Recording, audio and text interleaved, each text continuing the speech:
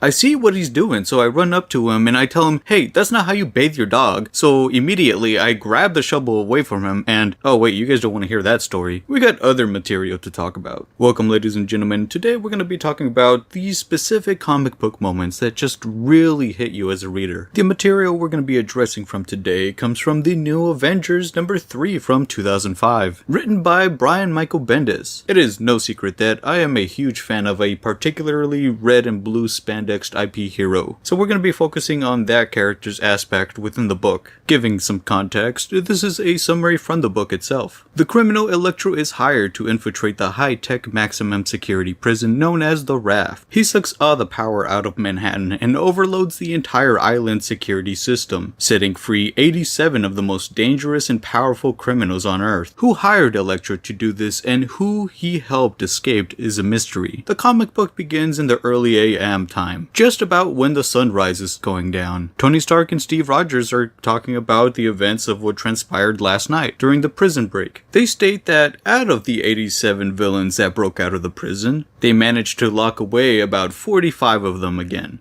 But 42 did manage to get away. As they're recounting the events, they're talking about all the various heroes that managed to gather up in one singular location to all confront all these various villains. Steve Rogers mentions that they all didn't need to be there, yet in the turn of fate, all these heroes must stand up to do the right thing. So with all the heroes gathered, of course there's Captain America, we got Iron Man, we got Luke Cage, Sentry shows up, and of course, not to forget to mention, Spider-Man. Spider-Man during this fight is actually not wearing a mask. He does have his costume on, but he's just not wearing his mask. So his full-on identity is out in the open. It's the middle of the night, and instead of getting some sleep, our hero is out here potentially risking his own identity trying to put a stop to all this chaos. Fortunately, with the help of Sentry, they do manage to put a stop to it, or at least put away those 43 other villains that managed to break free. As both Steve and Tony are recounting the events of last night, Steve gets the idea to re-establish a brand new Avengers team. One of the problems with reassembling a brand new Avengers team is the fact that Tony Stark doesn't have the funds to rebuild a Avengers mansion. So Steve tells Tony, no more salary, no more tech. All that was never needed. Just a place to meet. Tony does state that he will consider it, so Steve immediately acknowledges it as he's in. So the next plan of action is for Steve Rogers to go about and confront all these heroes that were there last night in an attempt to try to recruit them into the new Avengers team. So the very first hero that Steve Rogers tries recruiting is our very own Peter Parker. After a long day of teaching at the very high school that Peter Parker attended as he was growing up, during this time this was basically his job. So Steve Rogers walks up to Peter and Peter's like, no way. Steve asks him,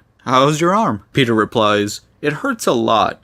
How did you find me, Cap? Steve tells him, you have a shield file, which lightly irritates Peter, of course. And Steve adds on, and you lost your mask in the fight. Peter tells him, don't remind me, thank God for my average looks. This is when Steve is pretty baffled by what Peter's capable of doing with his time, and asks him, you didn't take the day off?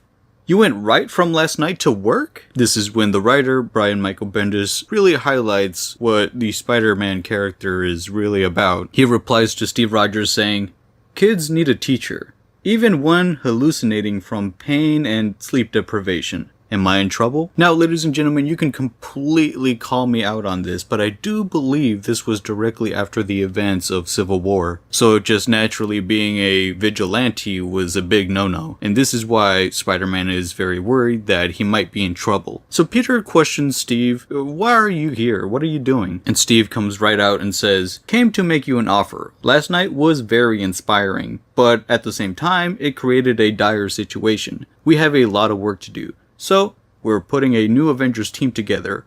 I want you. And that is the moment, ladies and gentlemen, where I personally believe they were portraying the Spider-Man character pretty well. As I mentioned, it was already super late at night, Spider-Man lost his mask, and he's still out there trying to put all these villains that were trying to break free back into their cells. Even while sleep deprived and just beaten down, the man still walks up to his job because he believes that teaching these kids is way more important than him calling the day off. And I'm sure you all, ladies and gentlemen, and know what having a substitute teacher is like. You can basically consider having a free period. It's one of those simple moments in comics, but it really portrays the character as really being above himself. Well, anyways, ladies and gentlemen, that is all I have for you today. If you enjoyed this video at any point, make sure to leave a like and subscribe, and if you read the comic, let me know what you guys thought about it. Well, don't forget to like and subscribe, and I'll catch you all next time.